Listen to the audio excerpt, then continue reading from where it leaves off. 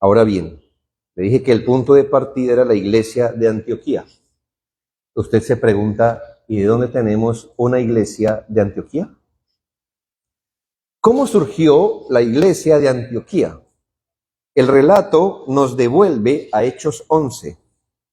Nos muestra que el origen de esta iglesia local de Antioquía fue un origen providencial. Dice Hechos 11:19 que esta iglesia más o menos se formó luego de la persecución que se desató por la muerte de Esteban. Hechos 11:19, los que habían sido esparcidos, etcétera, etcétera, pasaron hasta Fenicia, Chipre y Antioquía.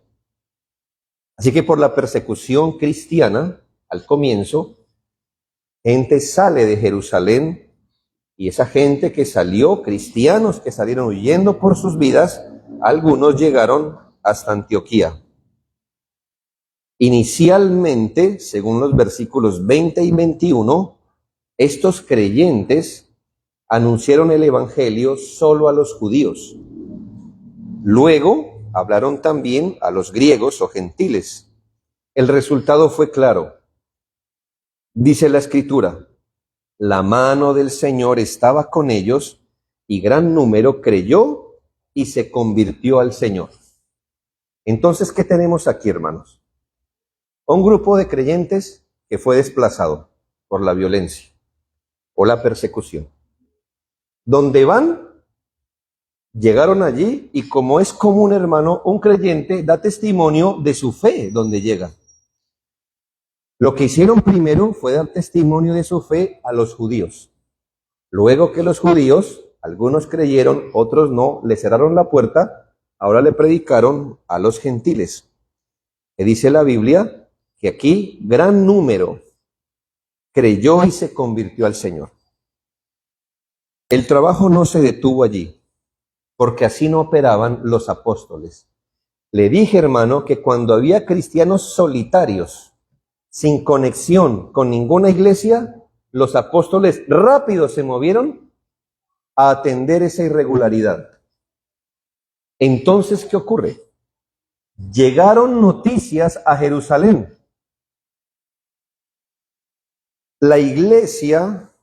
Llegan noticias a la iglesia de Jerusalén de lo que estaba pasando en Antioquía. Entonces, los apóstoles que estaban en Jerusalén envían a nuestro hermano Bernabé para atender a los creyentes de Antioquía. Versículo 22. Y enviaron a Bernabé que fuese hasta Antioquía. ¿Qué le va mostrando esto del orden, hermanos? No, qué bueno que han creído. Hermanos, un creyente sin iglesia es una irregularidad. Y habiéndose presentado un asunto providencial, ¿qué hacen los apóstoles? Pues reformar, eso se llama reformar. Es decir, someter todo a la palabra de Dios. Como si hubieran dicho, qué bien por los que han creído, pero Cristo no nos enseñó a quedar satisfechos con que hayan creído. Y esto le indica de qué forma el corazón de ellos estaba presionado. Porque si la gran comisión solo fuera convertir la gente, ¿qué hubieran dicho? La comisión fue cumplida. Oremos por ellos. No, hermanos. Cuando sabe que hay creyentes, envían a nuestro hermano Bernabé. El ministerio de Bernabé prosperó en Antioquía de tal manera que dice la Escritura que pronto buscó la ayuda de Pablo, quien ya se encontraba en Tarso. El versículo 26 nos dice que el trabajo que realizó Bernabé y Pablo en Antioquía fue sistemático y prolongado. Se congregaron allí todo un año con la iglesia y enseñaron a mucha gente. Note que algo cambió mientras no había un apóstol entre ellos. Se les llamó creyentes. Pero luego que están Bernabé y Pablo, ¿cómo se le llama?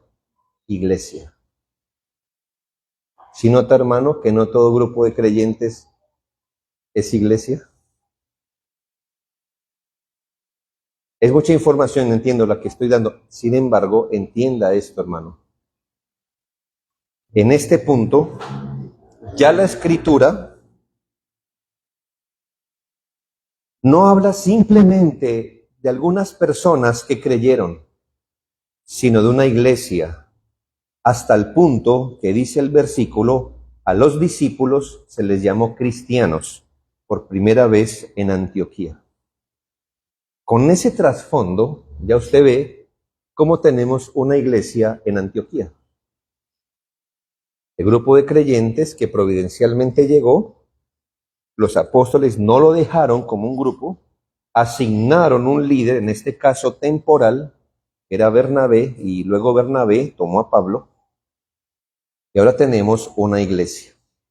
Ahora sí, volvemos a Hechos 13, donde tomamos como punto de partida. El Señor no solo había añadido creyentes, también había formado una iglesia que maduraba, se fortalecía, a la cual el Espíritu Santo había concedido algunos dones.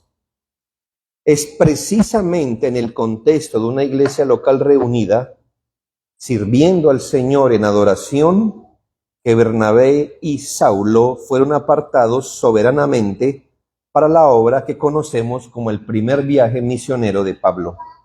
Hechos 13, 2 al 3.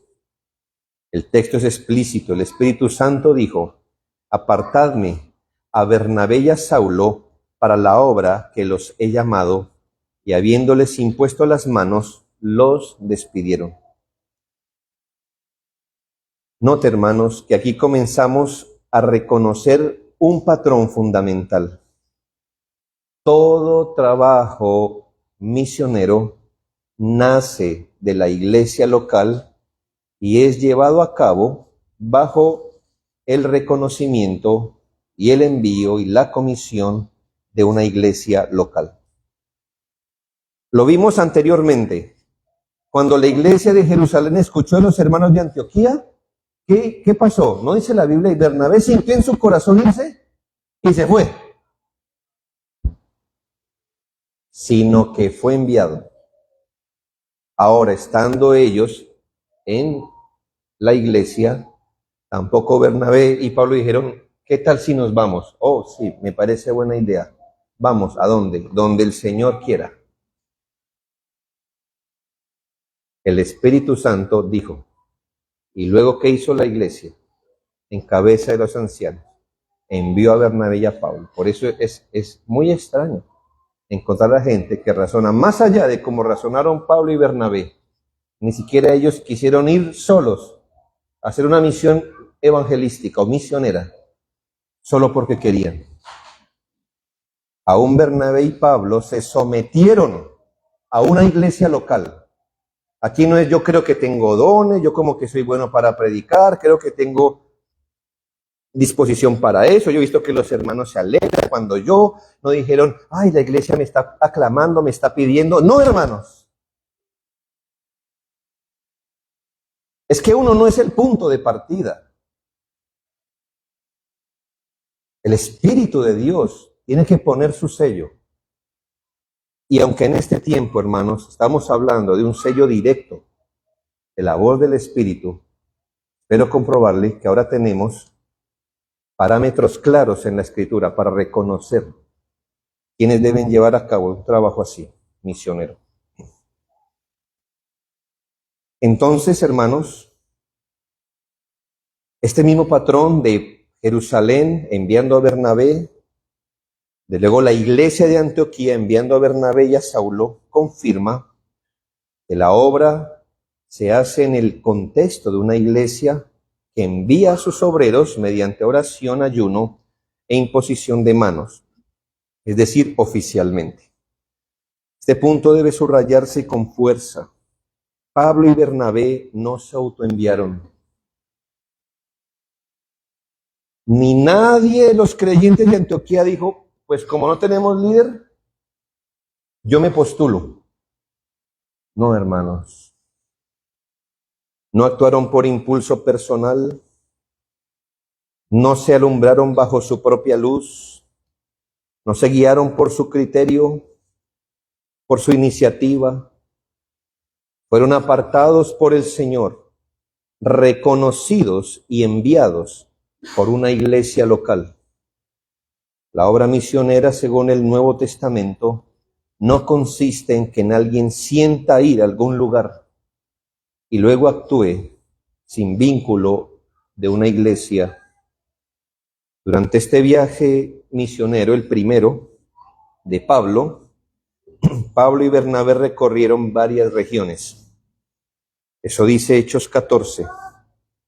Fueron a Seleucia, Chipre, Panfilia, Antioquía de Pisidia, que era otra Antioquía, Iconio, Listra, Derbe y lugares cercanos. Al llegar a Hechos 14, 21 al 23, encontramos uno de los textos más esclarecedores sobre el proceder apostólico. Dice Hechos 14, 21. Después de anunciar el evangelio, escuche, y de hacer muchos discípulos, ¿qué nota el lenguaje, hermano? ¿No es el mismo lenguaje que hemos venido arrastrando desde los evangelios? Después de anunciar el evangelio y de hacer muchos discípulos, porque les recuerdo cómo definimos evangelismo, hacer discípulos, o sea, después, si me permite la figura, de ida por las regiones de Seleucia, Chipre, Panfilia, Antioquía, Iconio, y Listra y Derbe, de ida anunciaron el evangelio e hicieron discípulos. Dice, y volvieron, confirmando los ánimos de los discípulos y constituyeron ancianos en cada iglesia. De ida anunciaron el evangelio e hicieron discípulos. Y de venida fueron animando a los hermanos y reconociendo ancianos en cada iglesia. El patrón, hermanos, es evidente. En la ida cumplieron la comisión evangelizadora, que es proclamar el evangelio, hacer discípulos, reunirlos, y de regreso establecieron el liderazgo de cada iglesia. Eso es orden. Eso es comisión evangelizadora completa de forma eclesial. Eso indica, hermanos, que si al irse hicieron discípulos y al regreso constituyeron ancianos en cada iglesia, ¿qué vino primero en este texto? ¿La iglesia o los líderes? En este texto. ¿Hago entender? Dice la Biblia, hicieron discípulos y luego constituyeron ancianos en cada iglesia. ¿El orden cuál es, hermano? Que usted no reconoce primero líderes y luego les busca una iglesia a ver dónde los acomodamos. Sino que usted reconoce discípulos, los conforma como una iglesia y luego reconoce el liderazgo que Dios ha dado para esa iglesia. Antes de encontrar liderazgo, se reconocieron los discípulos y se formaron como iglesia. Entendemos, hermano, que al menos por este texto, que este estado es irregular y transitorio, pero es posible. Iglesia sin pastor. Lo que el texto no permite concluir es que puedan existir creyentes sin una iglesia local definida. Es decir, este texto es tan generoso que nos puede decir que en ocasiones hasta hay iglesias sin pastor. Pero lo que jamás razona la Biblia es que hay creyentes sin iglesia. ¿Me hago entender? Esa irregularidad sí, ni la contempla. Siendo que una iglesia sin pastor está bien irregular. ¿Me hago entender? Bien. El orden de Dios es la fundación de iglesias locales, anunciar el evangelio, hacer discípulos, organizarlos, definirlos, con membresía reconocida y luego completar la obra estableciendo oficiales conforme al fundamento apostólico. Finalmente, al concluir su obra, note lo siguiente. Al finalizar su obra, Bernabé y Pablo regresaron a la iglesia de Antioquía. Hechos 14, 26 al 28. Dice la Biblia que Bernabé y Pablo regresaron a su iglesia local, reunieron a la iglesia y refirieron cuán grandes cosas había hecho Dios con ellos. Ni siquiera Pablo y Bernabé, de la categoría que ellos tienen en la Biblia, es una categoría apostólica, ni siquiera ellos dejaron de ser miembros de una iglesia local. Y no actuaban como ruedas sueltas, haciendo la obra del Señor como querían, sino que fueron enviados, hicieron la obra y regresaron a la iglesia de donde habían sido enviados para dar un reporte. Regresaron para rendir cuentas ante la iglesia reunida. Este proceder establece un fundamento claro para la vida congregacional y para las asambleas donde se trata el obrar del Señor en medio de su pueblo. Es significativo, hermanos, que el Nuevo Testamento jamás dice que lo que ellos hicieron estuvo mal.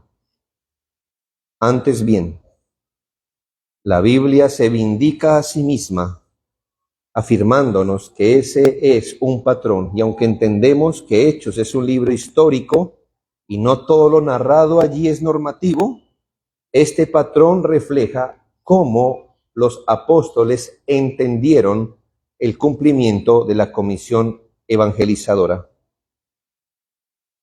Habiendo expuesto, hermanos, este ejemplo, permítame dar algunas lecciones. ¿Qué aprendemos? ¿Qué podemos aprender de un texto así?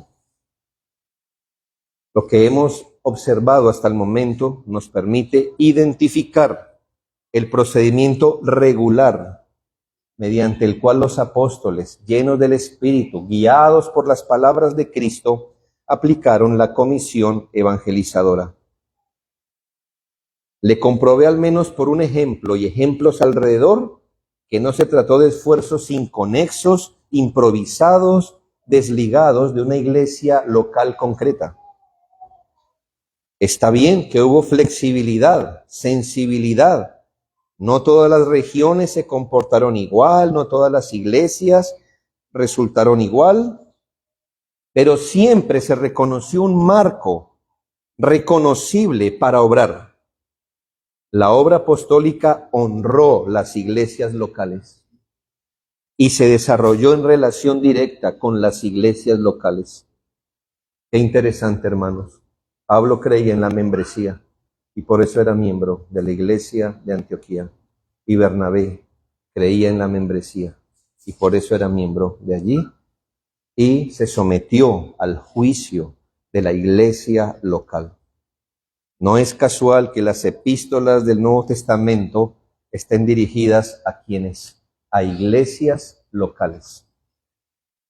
Las cartas apostólicas no están a quien interese, sino a iglesias específicas, no a colectividades difusas como si acaso hay creyentes, a los creyentes entre ellos, a iglesias para regularlas. ¿Qué podemos aprender en primera medida, hermanos?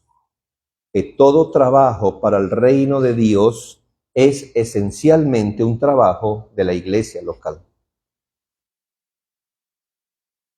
Todo trabajo misionero, todo trabajo que tienda a promover el reino de Dios es esencialmente un trabajo de la iglesia local. Entre paréntesis, hermano, por eso en nuestras iglesias no hay un grupo de evangelismo. ¿Por qué cree que en las iglesias no hay grupo de evangelismo? Porque el grupo de evangelismo es la iglesia. Pues que ¿quién de la iglesia no tiene la comisión de evangelizar. A la luz del testimonio bíblico podemos afirmar que todo esfuerzo misionero es en su naturaleza obra de la iglesia local. Cuando por la providencia divina creyentes llegaron a lugares donde aún no existía una iglesia, ¿a quién acudieron para buscar organizarse? A los apóstoles. Permítame el anacronismo.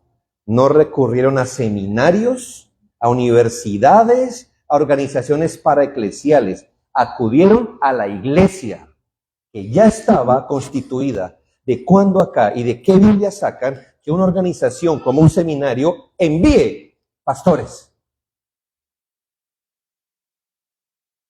Esa es una de las aberraciones más grandes con las que tenemos que lidiar en este tiempo. ¿Quién delegó a un seminario lo que Dios, el Espíritu Santo, delegó en la iglesia local? ¿Y quién le permitió a una iglesia local delegar su responsabilidad en otros hombros? Entonces las iglesias de Antioquía enviaron cartas a decir: si entre vosotros hay una persona que quiera venir a pastorearnos, no hermanos, el Nuevo Testamento no fue tan allá. En el Nuevo Testamento había orden, estaba el Espíritu de Dios obrando. Los pastores surgen de las iglesias locales. Y si la iglesia local no puede parir sus propios pastores, el Espíritu nos abandonó.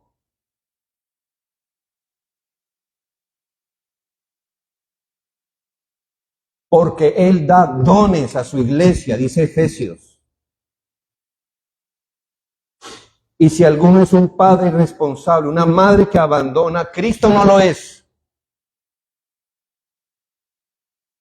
Él adjudica a sus hijos en iglesias locales y les pone un padre para el cuidado. Hermanos, la iglesia de Antioquía, ¿a quién recurrió? A una iglesia. En ese momento era la iglesia de Jerusalén.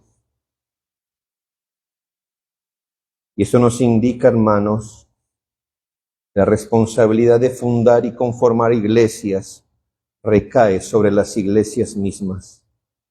Ignorar este principio ha dado lugar a prácticas irregulares, individuos que se autoproclaman pastores, iglesias sin reconocimiento bíblico, formas de independencia que no son las que enseña la Escritura, porque sí existe una independencia legítima. Con frecuencia, hermanos, un individuo se sintió pastor, compró unas sillas, arrendó un local, él mismo se envió, él mismo se puso, él mismo se autorregula, él mismo se autovindica a sí mismo. Iglesias así terminan siendo objeto del desorden que fomentaron, expuestas a desórdenes doctrinales y abusos. Todo trabajo para el reino de Dios es esencialmente un trabajo de la iglesia local. 2, siempre hubo una iglesia local responsable de los esfuerzos misioneros. En el modelo neotestamentario, las iglesias observan, las iglesias disciernen, envían, sostienen y supervisan. Los obreros no se envían a sí mismos. Los 70 no dijeron: queremos evangelizar, vamos. El Señor los envió. Los obreros no se envían a sí mismos, son enviados. Trabajan dentro de un marco definido, mantienen relación con la iglesia que los envían. Esto es orden divino. Es cierto, hermanos, que en la obra misionera suele haber etapas de transición. Es cierto. Como le demostré que los de Antioquía no eran llamados iglesia y luego sí. Hay transiciones. Eso está bien. También está bien que existan liderazgos provisionales. Alguien debió levantarse en la iglesia de Antioquía y decir: hermanos, ¿por qué no acudimos a los hermanos de Jerusalén Alguien debió tomar la vocería, ¿no es así? Está bien, hermanos, liderazgos provisionales, pero jamás, hermanos, el Nuevo Testamento perpetúa ni vindica un desorden. El Nuevo Testamento no presenta obreros moviéndose de un lugar a otro de manera autónoma. Incluso un predicador tan destacado como Apolos, hermano, Apolos era el Spurgeon de su época, es lo que le quiero decir. Ni siquiera Apolos actuó bajo recomendación propia. Cuando Apolos fuéramos a ser más útil en el reino, ¿qué dice Hechos 18, 26 y 27? Y comenzó a hablar con denuedo en la sinagoga, pero cuando le oyeron Priscila y Aquila, un matrimonio, le tomaron aparte y le expusieron más exactamente el camino de Dios. Y queriendo él pasar a Acaya, ¿de dónde era nuestro hermano? Él era de Éfeso. Pero dijo, no sé qué vio, no sé qué escuchó, pero dijo, quisiera yo ir y desarrollar mi ministerio en Acaya. ¿Y se fue? No, ¿qué dice? Queriendo él pasar a Acaya, los hermanos le animaron y escribieron a los discípulos de Acaya que le recibiesen, y llegado él allá, fue de gran provecho a los que por la gracia habían creído. Si Apolos hubiera vivido en esta época, coge y se va. Se va. ¿Por qué? Porque sé predicar. Y la gente me sigue. Y mire que allá la gente me escucha. ¿Qué otra prueba hay que soy un enviado? Pues no tiene garantía bíblica, hermanos. Siempre hubo una iglesia local detrás de un esfuerzo misionero. Tercero, la voluntad de Dios no es solo esparcir el evangelio, sino la conformación de iglesias. Aunque ya vimos esto, solo quiero decir que hay un celo desordenado con el que muchos han sido levantados, sobre todo en iglesias de énfasis misional, en que lo importante, según ellos, es que la gente escuche el mensaje, que se le dé testimonio, que se eche la red, luego se les aconseja mirar en su sector cualquier iglesia cristiana para que se vayan a congregar allá. Lo importante es ganar almas. Lo importante es que crean, que se salven. Lo demás, ya veremos. Esa filosofía, aunque parezca audaz y de fe, no es responsable ni bíblica. Por supuesto, hermanos, que anhelamos que el evangelio sea esparcido. Queremos que muchos vengan al conocimiento de la verdad. Creemos que todo creyente en la medida de su posibilidad debe anunciar el evangelio, pero ¿cuál es el fin? La conformación de iglesias. Los apóstoles se dirigieron a esto. Vemos que en general primero lo que se apuntó fue a la conformación de membresías, es decir, de iglesias, y luego estos grupos empezaron a fortalecer. El otro propósito fue conformar su liderazgo. Seguramente un proceso formal debió hacerse para que la iglesia de Antioquía, antes llamada solo creyentes, ahora fuera reconocida como iglesia. El mismo patrón encontramos en Hechos 2, en el cual nos dice que la gente no se añadía a sí misma a la iglesia, sino que fue añadida. Se ve también además, hermanos, cuando el apóstol Pablo le escribe a Timoteo, a quien le delega la responsabilidad de reconocer su liderazgo. En 1 Timoteo 3 y Tito 1 nos dice que es responsabilidad de la iglesia constituir su liderazgo bajo la voluntad de Dios. Cuarta lección, es necesario distinguir oficios temporales de los oficios permanentes cuando se trata de la conformación de las iglesias. Es necesario distinguir oficios temporales de los oficios permanentes cuando se está conformando una iglesia. Hermanos, tomaré una ilustración. Es débil, no hay que pensarla tanto para no darle un alcance que no deseo.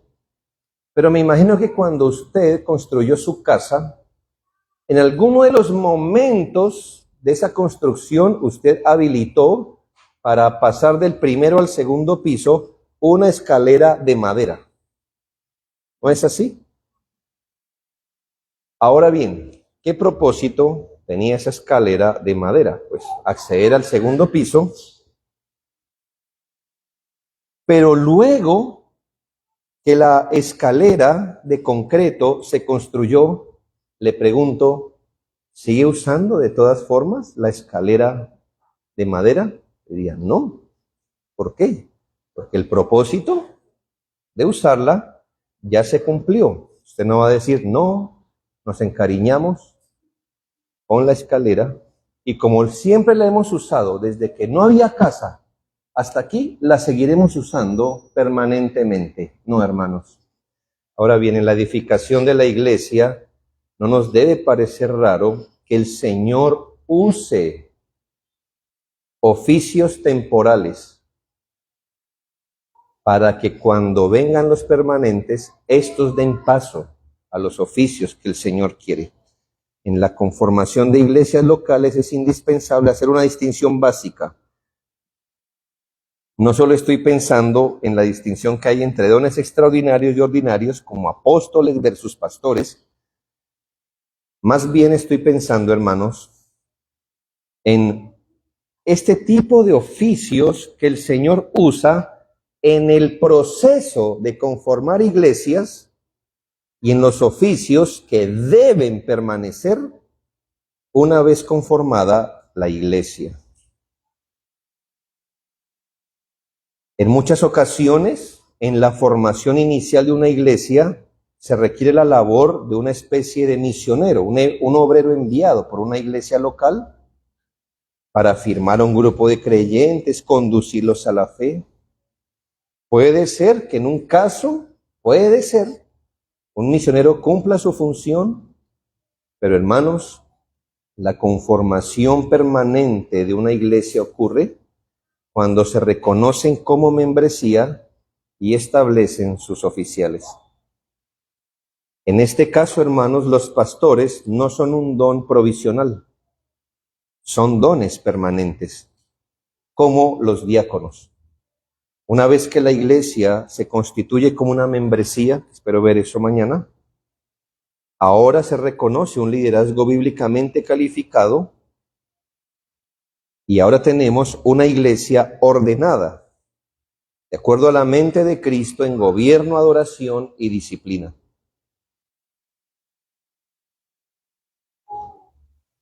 Una iglesia debidamente constituida ya no son creyentes en un estado provisional. Una vez una iglesia se constituye y de acuerdo a la mente de Cristo es gobernada por liderazgo, encontramos la conformación permanente de una. Quinta lección que empezamos a ver, hermanos, en el libro de los Hechos. Que una vez conformada una iglesia completamente, esta iglesia empezó a andar en lo que reconocemos como independencia de la iglesia. No tenemos ningún problema en aceptar que en un momento la iglesia de Jerusalén brindó su apoyo, ayudó, pero luego que, por ejemplo, la iglesia de Antioquía se formó, hermanos, no dicen en Hechos 13 que el Espíritu Santo dijo, envíen a Bernabé y a Pablo, y ellos dijeron, pero no le hemos preguntado a los hermanos de Jerusalén. ¿Por qué no pasó eso? Porque una vez una iglesia queda constituida de acuerdo a la mente de Cristo, ahora, hermanos, el Espíritu trata con esa iglesia de forma independiente. Nuestro entendimiento como bautistas reformados es que con enseñanzas como estas, por ejemplo, es que cada iglesia local es independiente, lo que significa que cada iglesia local tiene toda la autoridad, mientras se desarrolle dentro del marco de la Escritura, para su orden, adoración, disciplina y gobierno. Una vez conformada una iglesia local de acuerdo a la mente de Cristo, en sentido regular, no requiere de una autoridad externa a ella para andar de acuerdo a los asuntos de la palabra de Dios. Independencia no significa estar aislado. Algo así como somos independientes, no necesitamos consejo, ayuda. Lo que significa más bien es que una iglesia luego está conformada como la mente de Cristo, entonces están obligadas a andar conscientemente bajo la palabra de Dios, bajo un pastorado bíblico, buscando así la voluntad de Dios. Bajo un sistema de independencia todavía creemos en la colaboración mutua entre las iglesias, lo que no creemos es en la subordinación de una iglesia a otra. La independencia de las iglesias no permitirá que indefinidamente una iglesia sea llamada hija de otra. Es probable que por la injerencia de Jerusalén, la iglesia de Antioquía se originó. Lo que no quiere decir es que la iglesia de Antioquía siempre le llamó madre a la iglesia de Jerusalén. Ni menos se estableció un sistema de diezmos para sostener a Jerusalén y cosas así. Ya la Biblia empieza a hablar de la iglesia de Jerusalén y de la iglesia de Antioquía, y de Tesalónica, y de Corinto, y de Galacia, y de Éfeso, de Tesalónica. ¿Me hago entender?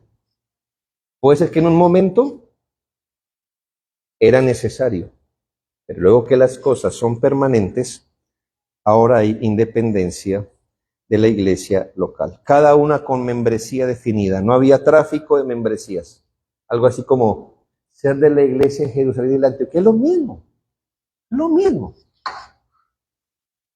Y espero que no razone usted así con su familia. Ser esposo de ella o de ella es lo mismo, porque, ¿verdad? Espero que usted no razone así, ni que ser de esta familia y de la otra es lo mismo, porque la idea es habitar en familia, ¿verdad? No, hermanos.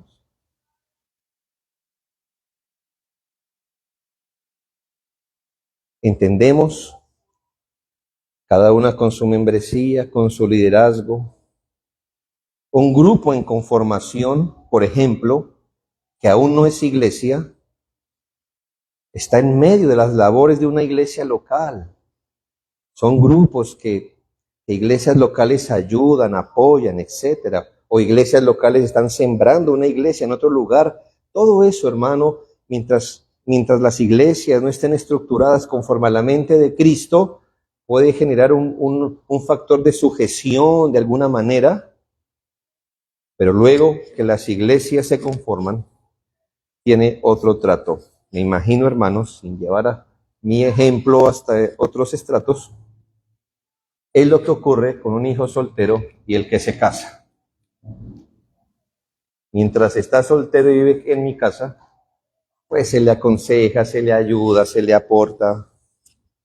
¿Me hago entender? Está allí, hacemos lo posible. Luego que se casa, yo no espero que mis hijos digan, papá, que es que se me acabó la plata aquí. ¿Cómo hacemos? No, ¿cómo hacemos? ¿Cómo hace usted?